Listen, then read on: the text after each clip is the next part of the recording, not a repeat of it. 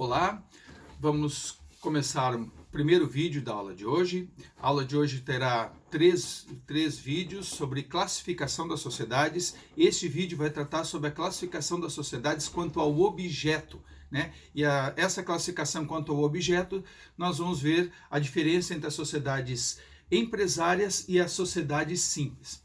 Pois bem, quando sócios decidem constituir uma sociedade, ou seja, a união de uma pessoa jurídica de direito privado formada a partir da união de pessoas com fins econômicos, que é, no caso, uma sociedade, eles têm que tomar duas decisões posteriores. Quais são essas duas decisões? A primeira decisão é quanto ao objeto, que eu costumo chamar de objeto genérico, ou seja, o que eles realizarão para a obtenção desta vantagem econômica. Ok? E isso nós vamos tratar nesse vídeo. A segunda decisão, eles têm que decidir qual é que é a forma ou tipo da sociedade, que nós trataremos no segundo vídeo da aula de hoje. Ok? Então é o seguinte, quanto ao objeto genérico, as sociedades podem ser sociedades empresárias ou sociedades simples. E para isso, nós temos que recorrer inicialmente ao que dispõe o caput do artigo 982 do Código Civil. O caput do artigo 982 diz o seguinte: é bom pausar o vídeo se não estão com a lei ou com a apostila na mão e dê uma olhadinha lá para acompanhar o caput do artigo 982, ok?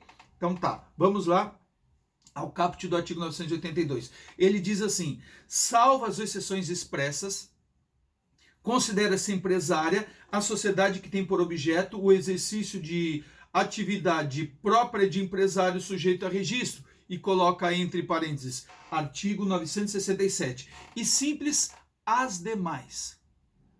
Será que esclareceu? Vejamos. Primeiro, o artigo 982, caput, ele dá uma dica, uma pretensa dica, fala artigo 967. Aí nós vamos lá no artigo 967 ver se essa dica é boa ou não. E vamos lá, para quem está acompanhando na apostila, eu coloquei em nota de rodapé, né? E lá está escrito assim, artigo 967. É obrigatória a inscrição do empresário no registro público de empresas mercantis da respectiva sede antes do início de sua atividade. Ajudou alguma coisa?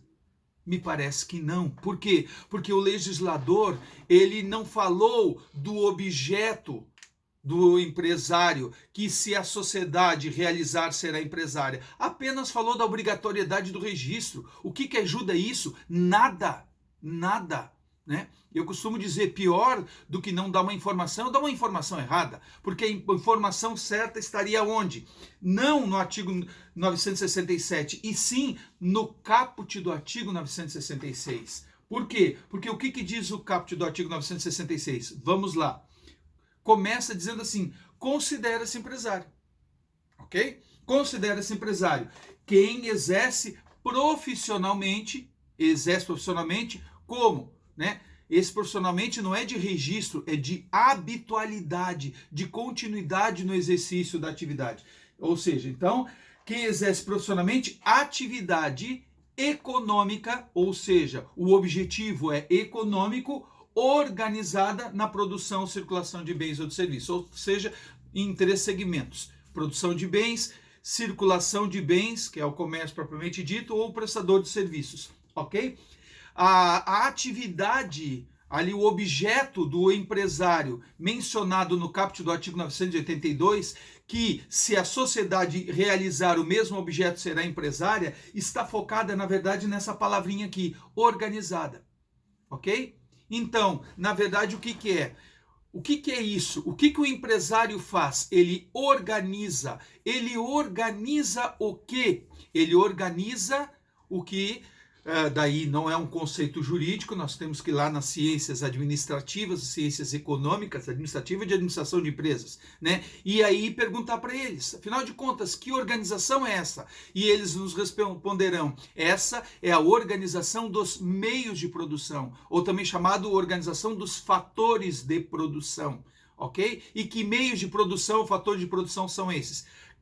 Capital, trabalho, matéria-prima, insumos, tecnologia, marketing, logística e por aí afora. Elementos genéricos, não, né, que nós poderíamos discorrer a respeito de cada um deles, mas nós não temos tempo, que o vídeo tem que ser curto, ok? Então, o que o empresário faz? Ele pega esses elementos e articula. Eu gosto de mais verbos. Sistematiza, né? Organiza de tal forma que, seguindo o que o Gladstone Mamed chama de lógica e intenção, ele vai alcançar o objetivo econômico.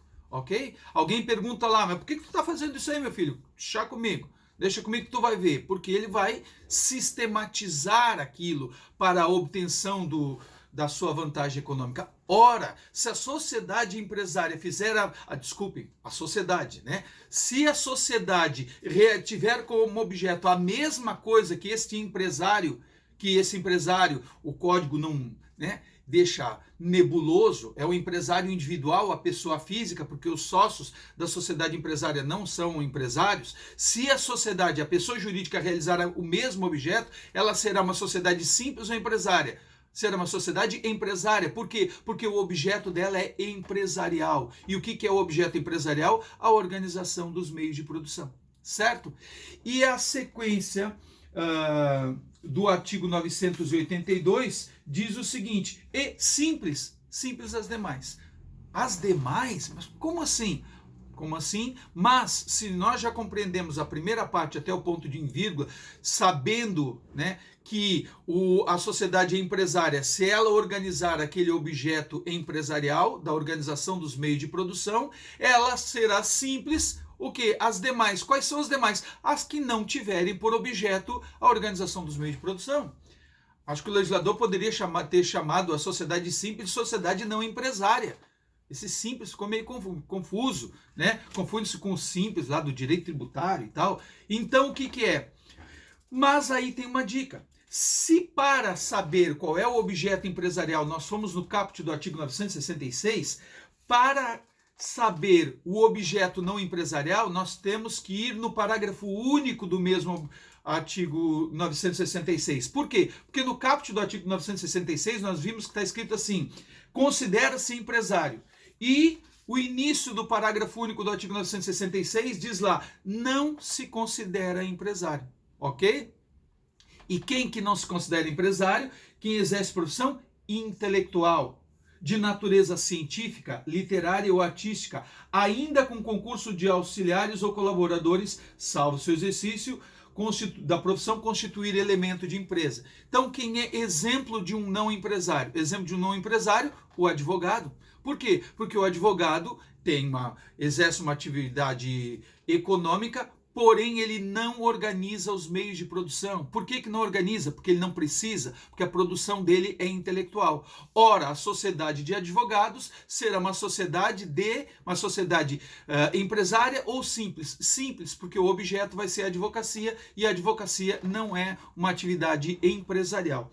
Ok? E aí a gente distingue as duas situações.